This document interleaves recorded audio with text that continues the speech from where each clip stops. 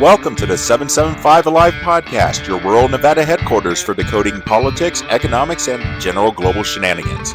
I'm Scott Gaworski, PhD historian, here to explain the smart lessons of history we are likely to ignore.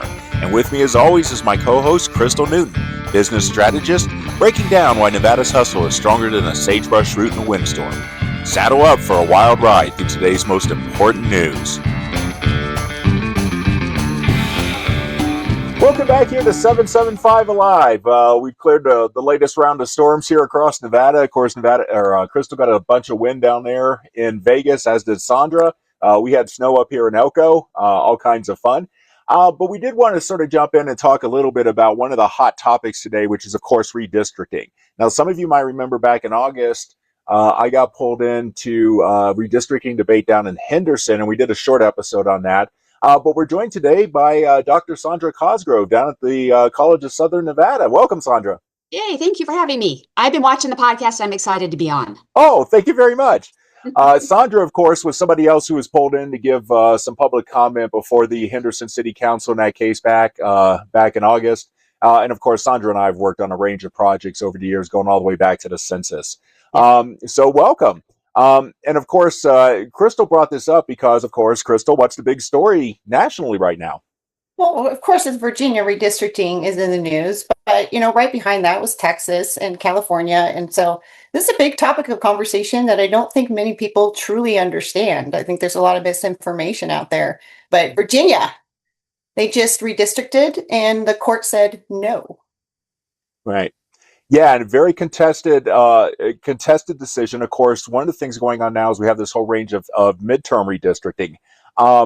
And with that brings the charges of gerrymandering. Sondra, you want to catch us up? Because I know Crystal's a little nervous being on camera with two historians. No, Scott should be nervous being on here with two women. Well, okay, fair enough. Well, you want to catch us up a bit about what we mean by gerrymandering and how it might touch into this here. So gerrymandering is something that goes way back in our history, back to the founders. I blame them for a lot of stuff. Mm-hmm. Back to 1812. And this is when the political parties really started kind of taking over our politics. They weren't put in the Constitution or really talked about in the Federalist Papers or anything, because the founders kind of thought, wait, we're too diverse. There's no way these people are going to form into parties. And then we did. So there wasn't a lot of rules. So the party started realizing if I'm going to represent Crystal, and so I'm thinking about where she lives and the people who live around her, and then I want somebody from that area to represent her, maybe if I move the lines a little bit, I could do Crystal and then a bunch of my party's voters, and then it will make it easier for my party to get elected. And that's kind of what's been going on since then, is the political parties, they kind of start out with a locality, and then they pack and crack and move people around to advantage their party. Mm-hmm. And we have to bring up that I think one of the things also is that increasingly we've seen this used not only to generate party dynamics, but also in terms of race, right? Yes. Which I think is a vitally important dynamic. Of course, Article 1, Section 4 of the Constitution allows states to set election procedures, right? We're having a big controversy about that. 15th Amendment modifies this somewhat after the Civil War by guaranteeing voting rights as an extension of the 14th Amendment Equal Protection Clause. But really, it's the Voting Rights Act of 1965 that really seems to be at the center of a lot of this and doing racial majority-minority districts. Right. I mean, it was part of the civil rights movement. And in the 60s, there was evidence that both in the South, and people try to make it sound like it's always just the Deep South. You can look at Boston, you can look at New York City, you can look at Chicago. It was happening there too, where the minority populations were being manipulated to stop them from being able to elect somebody that came from their area. So it was a response to a real thing that was happening. But it's been a long time since then, and things have changed a lot. And I think that's what the court was looking at in this Louisiana case, is how much have things changed. Mm-hmm. Now it was Louisiana v. Calais that just got decided back in April, right? Right. With that says you couldn't just automatically create majority minority. You had to pass some sort of test and show discrimination. And of course, one debate right now is what does that comprise with, or what comprises that, right? It was what was that one from back in the 80s, Turlington v. Gingles, that set Yeah. the 3-part test, right? Right. But looking at the 2024, I know, Krista, we're getting into statistics here, but I think this is interesting because one of the things that all this is predicated upon is that if minorities don't have minority candidates in particular districts, they don't show up to vote, right? And the problem is, I'm not sure our turnout data is showing anything like that. Now, of course, turnout data is not just for redistricting. Right. But for instance, Right. in 2024, a lot of the southern states, African American, which was, that's the primary group aimed at here with these redistricting cases, about 5 to 7% lower than white populations. But then you look at some of the northern states like Maine and Connecticut and Washington, D.C., and it's 9 to 20% lower, right? So you have some states that have to have this applied to, in other cases it doesn't. And then you look at New York that has actually higher turnout, slightly higher turnout among African Americans, but so does Mississippi. So how do we? I live on the east side of Vegas. Dina Titus is our representative here. So the majority Latino population that lives on the east side repeatedly votes for Dina, the white woman. And they're like, no, that's who we want. So they are being able to pick her, but they're not picking a Latina. They want her because they like her. Right. Which gets to the case about how much race is determining this. Right. Right. So, sorry, Crystal. This is the two historians chatting. You're good. I just want to be very clear.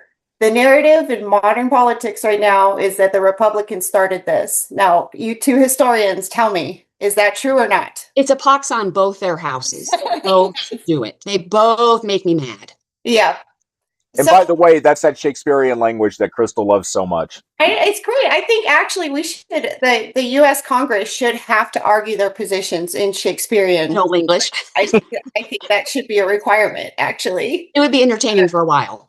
What I find interesting and maybe ironic about this whole situation is we're now at a point in our country where we're really struggling with how do we redistrict properly and how do we enforce it. And what's interesting is the original way that we all agreed to do this, and I'll lay that out and you can correct me if I'm wrong, but the original way we did it is the solution I keep arriving to, which is every 10 years there's a census. And the census is this common data sheet that all the states can look at. It's the same data sheet. We can all redistrict from those numbers. It should work out just about right.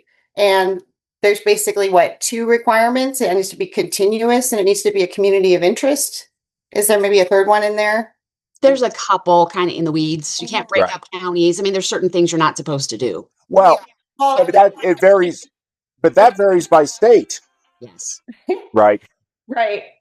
But what was funny to me is that was such an elegant solution and it worked well for such a long time, in my opinion. And now we're at a place like, how do we make this work? And I'm like, well, the way it was working was pretty great until the political parties decided to weaponize it. I guess, is that too intense of a term?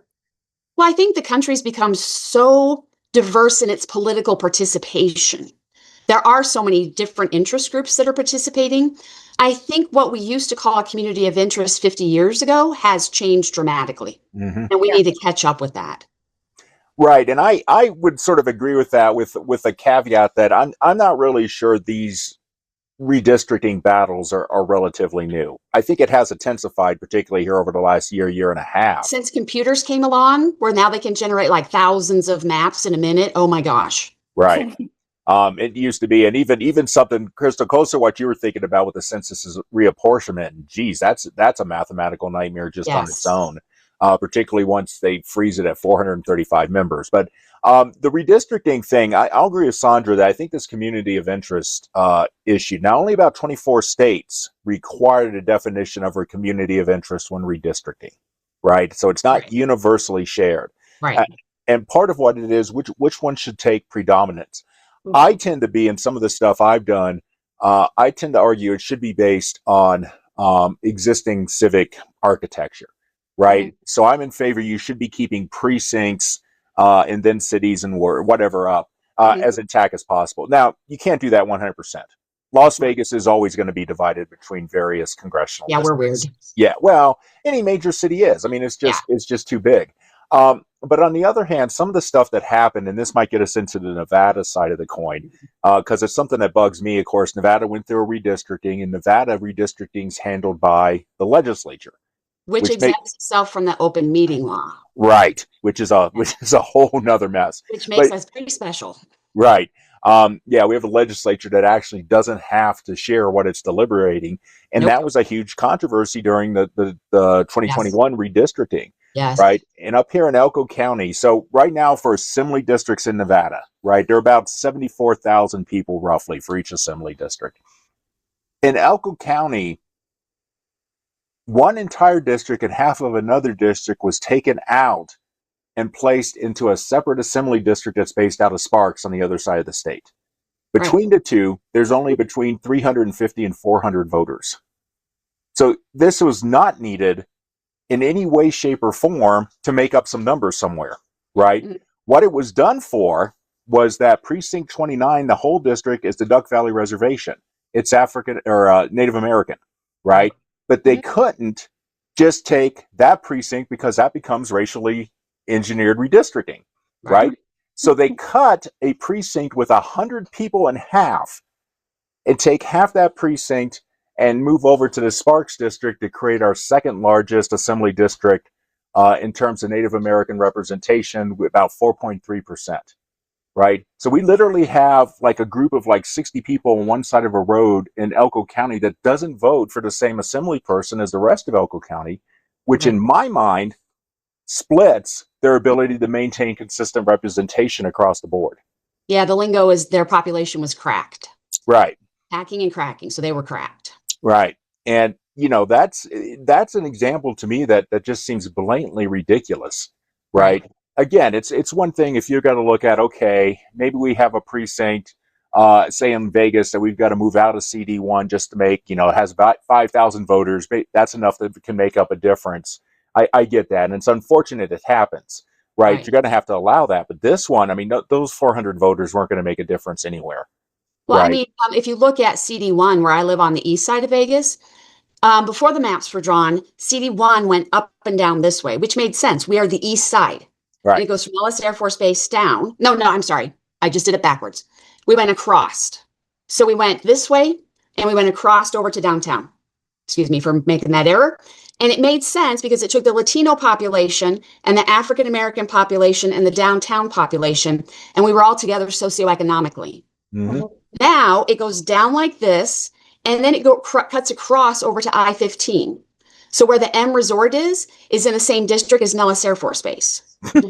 And so socioeconomically, it makes no sense when you look at the people where I live, because I live in rural preservation properties, and then you pull in all the gated communities that go down south along the valley. So when people talk sometimes about CD1, and they'll talk about the Latino population, what I feel more on this side of town now is socioeconomically, we're not one district. Mm-hmm. Mm-hmm. So would you guys say that the biggest issue with redistricting is that it comes down to subjective valuations? Is there a way to actually create like a legal formula so we can not have this be a subjective process? I mean, is there any solution to this at all that can be had? I know that in the school district down here, when CCSD redistrict, they did multiple forums where the public got to come in and see different iterations of the maps and actually be able to see the different populations and age groups. And most people, when those maps were approved, were okay with them because we had input. Mm-hmm. Yeah, I think that's part of it, is that this needs to be a discussion, not something that's done and sort of hidden, and certainly not conducted in haste, which is exactly what got Virginia in trouble, right? Right. The Supreme Court threw that map out is basically, you know, they violated some laws that are designed to allow that input. I think the problem is, like I said, I'm a fan of political district redistricting or political unit redistricting. I think that's about the fairest way to do it. Mm-hmm. But it gets back to what this community of interest actually is. Right. One assumption has been, again, for years, that race is that community of interest, right? Sondra brought up socioeconomic. I'm not sure how one measures that, right? I'd be very leery of that sort of approach, although I do get it, right? Well, wouldn't you just measure income? It's income. And you can see kind of about the housing prices. When you start to look at the median income where I live compared to the gated communities that are the very, very south part of the Clark County Valley, huge difference. Right. Yeah. Right, but should that be the basis of sort of redistricting when you're already starting from equal populations, right? I think it needs to be taken into consideration because here it makes more sense than race. Right.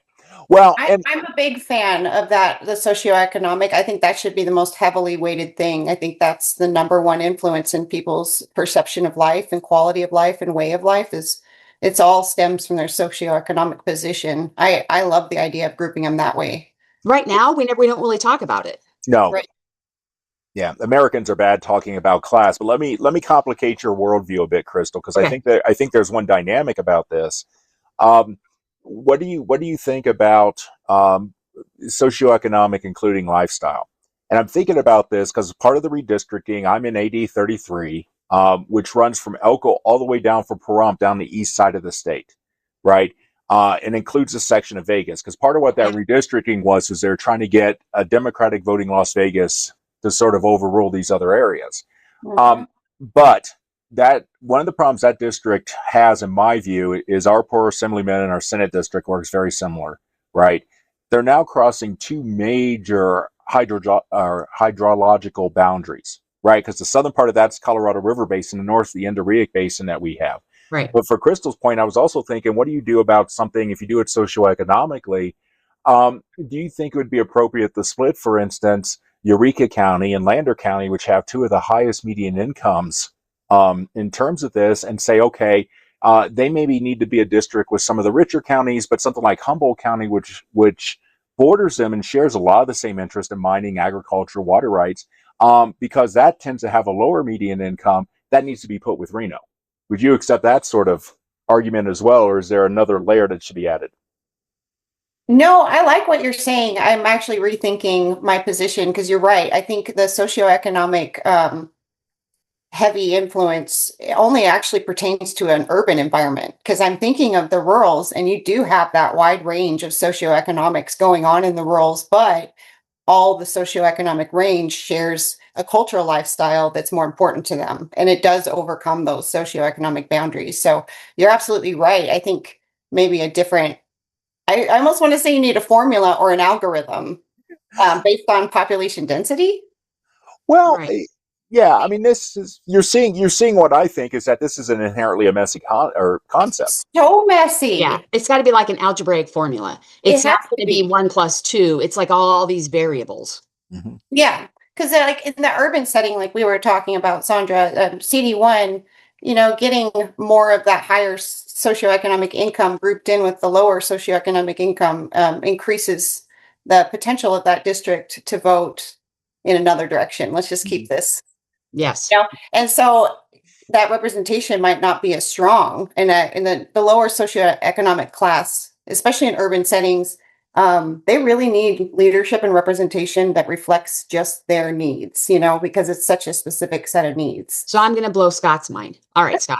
So I used to be on the Nevada Advisory Commission to the U.S. Commission on Civil Rights. Mm-hmm. And during the pandemic, we tried to do a quick study on internet access, as far as the schools and the resources and the infrastructure that they had. And it was interesting listening to principals from Las Vegas who were at Title I schools, the kind of relatively poor schools, and the rural principals and superintendents. They were saying almost exactly the same thing when Mm-hmm. it came to their lack of resources. Right. No, I think that's absolutely accurate, and I think it adds a couple different dimensions to this, uh, because it also, what are our interests, Right. right? And it's not just socioeconomic. It's one of the things is so much of the debates, and I've written about this a bit in my Substack series. We keep having these cases, and it's making another round of this idea that something's wrong if you have one county that has a higher share of registered voters than another county. Well, voting's so dependent on age. Why should we expect every county to be the same? Which gets to the point about issues such as race. Should we expect every race to have the same voter turnout? Should we expect every socioeconomic group to have sort of similar turnout, similar interest? There was a great case back in the 90s in Georgia where one of these majority minority districts extended down from south side of Atlanta, extended down into rural Georgia to pick up an African American population in part of the old Black Belt, right? Mm. And a lot of those that were picked up as part of the Black Belt actually attempted to launch a lawsuit against that redistricting because they're rural, they're running farms, they shared nothing with this urban population on the south side of Atlanta. Right. They shared far more with their neighbors on either side, right? So one of the problems I think you have in the school example, I would argue, and that's the report you sent me back in December, wasn't it? Yeah. Yeah. Okay. So one of the questions is what should be the predominant sort of factor in this redistricting, right? Sometimes these shared interests are gonna go like this, which of course is Madison's argument in Federalist number 10, In right? 10, right. Yeah. Yep, with the factions. Right. But I mean, going back to what you recommended, using kind of the precinct, maybe municipal, county, you're tending to get people who live in the same area. Mm-hmm. And like Krista was saying, if you tend to be kind of in the same area, you're going to be impacted by similar things. You're going to have the same kind of lifestyle or culture, as opposed to if you're being kind of stretched and put together with people who are very far away from you. Mm-hmm. Mhm. And it's been interesting how this is argued. And I want to pop this up because we've been chatting about that. But this is that Washington Post graph. That's a variation of this one we've seen for ages that has the 50 people, 40% of them are red, 60% of them are blue, and how you can redistrict to get equal representation. Right. But what's been interesting is that looking at this sort of briefly is the argument that the only one that at least the Washington Post argues is legitimate is if you go down these columns strictly by party. That Right. party's the only way to legitimately do this. If you do compact, and that's what a lot of people argue about, is this geographical based redistricting I'm proposing. If you go compact, they argue that's not really representative for whatever reason. And I think this gets to the core of our issue, right? Mhm. Because party affiliation, I would imagine, probably changes more than geographic Oh, for sure. affiliation. Absolutely. I mean, and we know that there's been a ballooning of our nonpartisans. But I mean, just historically, younger people tend to want to be independent and they don't really have a political identity yet. And as they get older, they tend to then join a party. So you're always going to have those younger, kind of rebellious populations that might get bigger or smaller, but they're going to need to be represented. So if you're just using party, then how do you capture them before they start to have that identity? Mm-hmm. Yeah, I And had a similar thought in that Nevada's biggest voting group is outside of Democrat and Republicans. And so that group, I'm kind of curious what you guys think. Does having that big population of they're neither Democrat or Republican, does that help insulate Nevada against redistricting issues, you think? Might. Yeah, it's kind of hard to call it with the If those voters are not inveterate voters, so they don't already have a voting record that you could look at to say, oh, they tend to vote one way or the other. I don't know. Maybe Scott's thought about this. I don't know how you would figure out where to put them. Right. And no, I think Sondra's right on that. Now, of course, Crystal and you and I have discussed this, and I've discussed it a bit with Sondra. I'm sort of suspicious on the nonpartisan, particularly opposed to the third party, right? Because if you take out the third party voters, and I say that because third party voters tend to vote regularly in elections, just like Democrats and Republicans. Nonpartisans do not, which gets us to the problem: where do you place them? We know in Elko County, nonpartisans, at least in presidential years, about 2/3 of them appear to break towards the Republican side, but they're not represented in a legislature, right? Where would they draw the maps? Where would they draw the maps? Right. Outside of an independent redistricting commission, which has been one of the controversies. Seem to split their ticket because our nonpartisans in the last election voted Trump Rosen. Mm-hmm. Yep. They showed up and split their ticket. Right. Which is real common, right? But it also gets into a whole range of other issues. If you're basing this on a political division, how consistent is that vote? I mean, Elko County is fairly consistently red, right? Couple times we've broken blue. Yeah, but let me ask you, is redistricting only based on you voting? Do you have representation if you do not consistently vote? That's a conversation we need to have. So if you're a person that only shows up when you get really excited about a candidate, you're still a voter. Mm-hmm. You still have kind of a pattern. But if you're nonpartisan, where do you fit into this scheme? Right. And again, right, it obviously, again, this is why I default to geographic, because that's the one thing that seems, if you're living in the area, constant. But, I understand there's some real problems with this, with the issue of diluting the vote. Can we go back to independent versus legislative redistricting? Because that really seems to be a contentious issue, right? So we've had Democrats have sued me twice over that. And I'm still poking at them. right a couple ballot measures that you've sponsored here over the years. Well, but this is interesting. So New York, for instance, in 2023, or before 2023, they had an independent commission. Yes. The Democrats in the legislature tried to throw out their map and institute their own, and the New York Supreme Court said no. But California votes to have an independent redistricting that does their map, and then here in the vote earlier this year when they redistricted, basically either the legislature or slash the electorate, however one views that fiasco, voted to overrule their own redistricting. Independent. Yeah, until I guess the next round of redistricting is the way it's supposed to play, like a temporary map. And I'm like, oh, be wary. Right. Well, it drives me nuts about this massive narrative that the Republicans started it. I'm like, we have state after state after state of Democrats pushing the boundary. Yeah, it's that pox on both their houses. Yeah. Yeah, and then they go, they're like my students. Oh, me, I don't cheat. we had a conversation about AI and cheating before. Sure, freedom cheat. Yeah.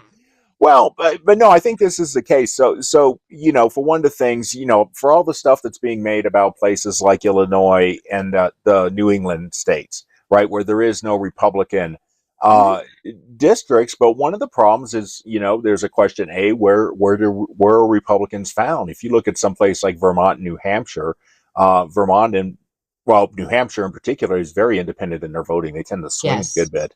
Yes. But it seems like most of the Republicans are in relatively small rural districts where you can't make a contiguous compact one, right? Yeah. So there's really no way to create a majority Republican. Probably the worst Democratic gerrymandered state is Illinois. Right. Yeah. It's bad. Right. And there's a lot of contention there about Illinois. With the one that goes almost across the state from east to west. Yeah, it goes like this. Yeah. Right. And it's kind of like, is that a canyon? Is it just a bunch of people living at the bottom of a canyon? It kind of looks like a mini Grand Canyon, goes up like the state like that. Right. Yeah. And then they're like, no, that's not a gerrymander. Right. No. But there is also probably something, because one of the fears, and again, I'd have to go back and look at some of the maps for redistricting back in the 20s. Because the 1920 census, as you know, Sondra, is the first one where more people are urban than rural. Yes. And that really seems to be is ultimately the source of a lot of our debates we're having now. The racial ones come a little later, but particularly over apportionment, right? And I can see redistricting. Okay, now we've got this massive population that's now in these cities that they find out the first time in 1920. Of course, Congress doesn't reapportion by 1930. Right. Right. So the New Deal takes place based on the 1920 census numbers, right? Which is a fascinating dynamic of how that plays out. But, internally in states, I'm not really sure. Have you done any looking at that? Not really. But in Nevada, we know people will say, oh, it looks like the Democrats control everything. But I'm like, you always have to remember there's a north-south divide. There's a rural-urban divide. There's everybody hates Clark County. We hate everybody else divide. So sometimes it depends on what the issue is. But I think definitely in our state, we do have this problem where the majority of the population being in Clark County, and especially with the majority of our population being newcomers to the state, we're the part of the state. Washington's catching up where lots of newcomers come every year that have no idea that we have rural areas. Mm-hmm. So that they just get into this little echo chamber where whatever's good for Clark County must be good for every place else until the legislative session happens. And we've got to figure out a way. And I'm going to tell you a secret. I just got a $50,000 grant to do a public civics education program or project. And I want to reserve some of that money to do a public history archive. Mm-hmm. So that when people move here, there's a place to say, hey, meet Scott and Crystal. Hey, meet the people out in Pioche. They're Nevadans too. Right. Because we forget about that. Yeah, right. And I think that's something they came up with this latest redistricting, because before, like you were talking east, west, and north and south, they did the same thing out here where our district, the old AD 33, was concentrated really in northeastern Nevada. It was compacted. Right. We had somebody could do our voice. We've got a situation now where it's a real possibility for our assembly and legislative or Senate districts where right now they're occupied by an assemblyman and a senator from Elko, right, in northeastern Nevada. But Vegas and Pahrump are there. It's a real possibility that if we lose those 2 seats to somebody from the South, the entire northeastern Nevada has no voice whatsoever in the legislature. Yeah, none. nothing. And that's a real problem. Yes, it's a huge problem. Because Clark County keeps thinking that we can just take care of ourselves. We are in a state. We need everybody to be working together. Right. Yeah, and the rural areas are so cool. The culture's awesome and it's so majestic. I have a house up in McDermott, and I remember being down here in Vegas at one of the organizational meetings, and I'd mentioned Winnemucca and McDermott, and they're like, is that near Reno? And I was like, that's like 3-4 hours north of Reno. And they're like, I didn't know we had cities north of Reno. Like, I asked AI to create a map of Nevada with all the New Deal projects, and it put Lake Tahoe in the middle of the state. So even AI gets confused by Nevada. Right. Well, of course, there's another one that's circulating on that AI project that has all kinds of weird stuff. Where Wells and Elko are at the mountaintops in the northern part of the state, east and west, and right. I mean, it's just, and you're like, we're a pretty simple state. How could you mess that up? But, right. Well, but this complexity, and I think this is one of the things I think that might also factor into this as well. It's an open question whether urbanization has slowed down in the U.S., right? The USDA's Rural America at a Glance is starting to indicate maybe rural areas are picking up population again. Yes, affordable housing is driving that. Right. Along with a range of other issues. Yep. But, there is a real question that even when we look at some of these states where that rural-urban divide is disappearing, right? This is not something we're used to out here in the West, but if we look at some place like Georgia or North Carolina, where we've had the explosion in Research Triangle, incidentally, a lot of that explosion being driven by African-American minority populations fleeing places like New York because of the cost of living, housing, and other stuff, and are picking up middle-class jobs back in the South. Exactly. These differences between the urban and rural divide might disappear to a large extent. And I would love to be able to get where you're at right now in a shorter amount of time, because I love hiking and stuff out in Elko. Oh, good. Thank you. Yeah, the Ruby Mountains here. Yes. Every time I look at them, I'm like, oh, I got to go back. Yeah. It's on my list of places to hike as well. Although I've been shocked at how beautiful Red Rock is and Lake Mead. And I mean, some of that area looks like the Grand Canyon. It is absolutely spectacular. Yep. But I mean, here's the thing that the pandemic also did. I can see you. Right. So Scott, you and I have known each other before kind of the whole Zoom thing. So we talked on the phone and emailed, but now I can say, hey, I want to know what Scott's thinking about this. Hold on, let's jump on Zoom and I'll find out. Right. Well, and that's also compressing differences too. So what does that mean when we have this? And of course, there's a lot of projects. Of course, you're is it Vote Nevada? Is that your civic project? Vote Nevada. Yeah. Yes. Vote Nevada. That's not a suggestion. That is not a suggestion. I tell people. Vote, people. She's got a civic education project. I've joined a couple times with some episodes when I had time. Of course, we have this new Nevada Forum that's attempting to do that. They're going to actually be up here in June. Oh, are they? Oh, good.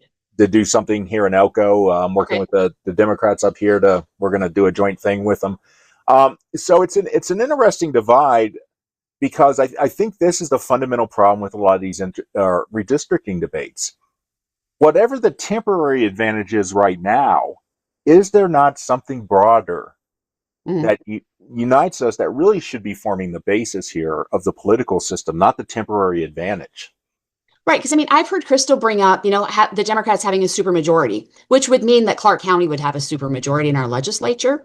That's not good. There should be tension is how you figure out where the middle is. I'm a free market capitalist. I like competition and tension, because when you reach consensus, then you're pretty sure you're on the right path. Yeah. Reach, sir. Yes. Yeah, no, it's big. And it's like, it does sound disingenuous saying vote for Republican, being a Republican myself, but I'm like, it is legitimately good for both sides to have political balance. And anything that you achieve unilaterally is going to probably get torn down later. So you have to, if you want to get anywhere, you have to do it with the other side. Yep. So let's talk a little bit, I think, here as a means of conclusion, Sondra. Where do you think this redistricting debate is going? There's been some contention that really the Louisiana and Virginia decisions have at least put a pause on it now. We're running out of election time, but a lot of people are saying we just need to wait to 2030 and see where this shakes out. So I'm going to just tag on to what Crystal just said.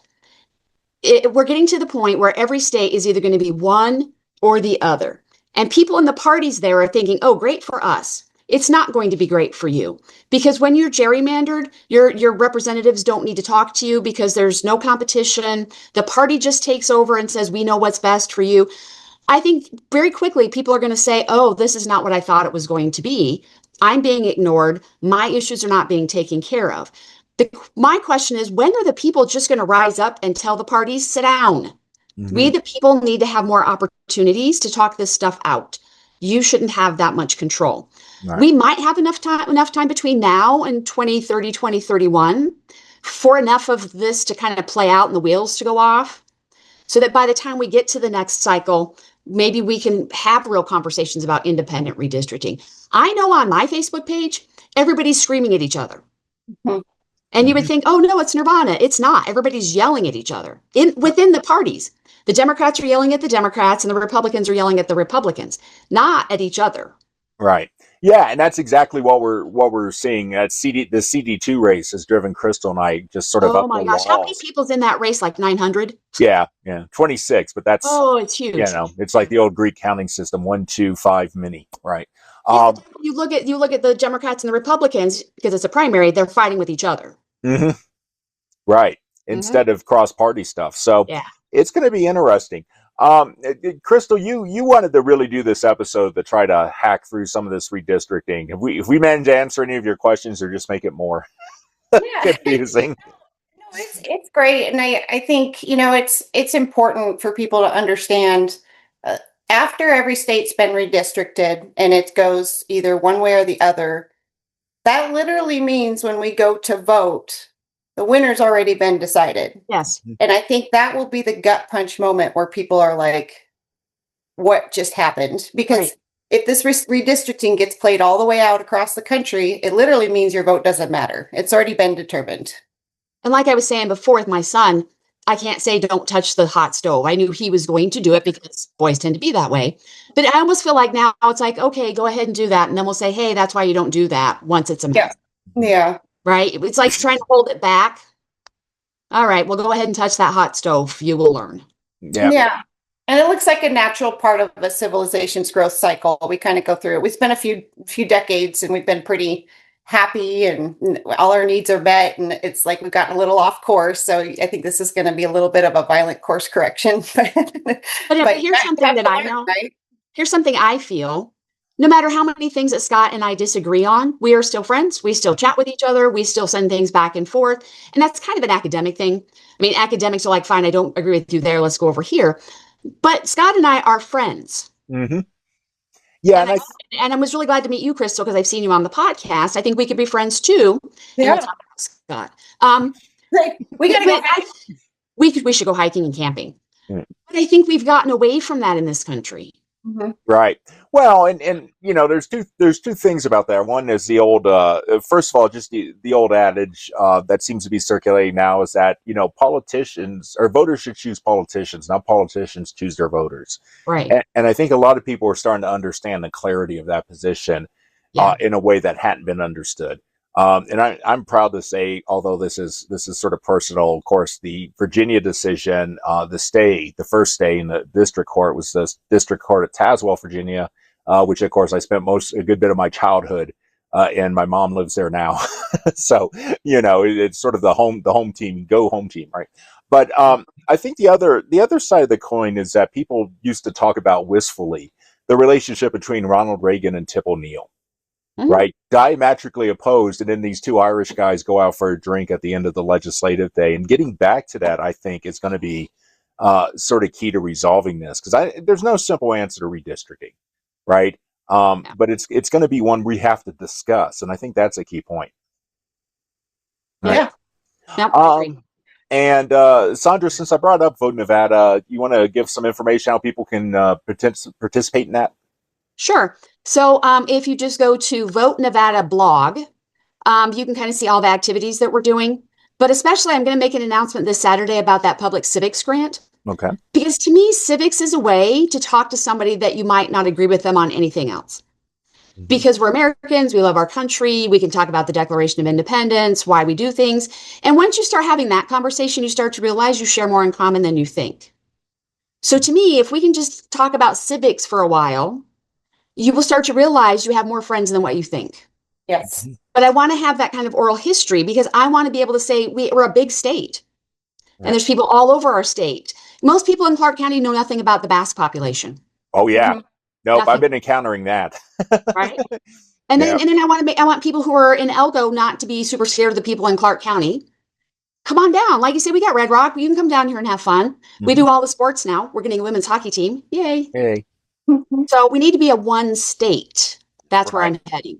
And I think that's a good conversation to have. And again, like I said, I've joined Vote Nevada for some stuff over the years, and try to check on it when but I think Sondra makes a key point that, Crystal, if I could speak on your behalf, we want everybody to pay in mind. We are in the 2026 primary election cycle as we record this. Get out and vote. The easiest way to change all this is just to vote. Right? If you want to protest by not voting, they can't tell if you're protesting or if you just went fishing that day or you forgot about it. Right? No, my students don't know that you show up in a record. Mm-hmm. Right. Yeah, they're not aware of that. Yeah. And it's astounding. The easiest way any of this is going to change is to vote. Right? You might not like the candidates now, but the fact that you voted now makes you somebody that's valuable for them to talk to. And that's exactly. And please make sure you vote down ballot. Yes. Sometimes people don't realize the judges and all that, how important they are. County commission. Yeah. Local government. Right. That's key because they actually have a much bigger impact on your life than general stuff. So Sondra, again, thank you very much for joining us today. We'll probably circle back around because you and I have talked about a number of issues that probably would fit into this show. No, we should talk about open primaries. Oh yeah. Well, we just did that interview with Chad Peace, so we'll circle back. Yeah. A little bit, but I want to pick your brain on. So there's 700,000 nonpartisans in Clark County. What do we make of that? Right. Yeah. And I think it's an interesting discussion because I think there's actually two aspects to it. Yep. Right. But in the meantime, if you want to get hold of Crystal and I, by all means, go ahead and shoot us an email at info@775alive.com. So today with Dr. Sondra Cosgrove, I'm Scott Gomorski. And I'm Crystal Newton. We'll see you around the 775. Thank you.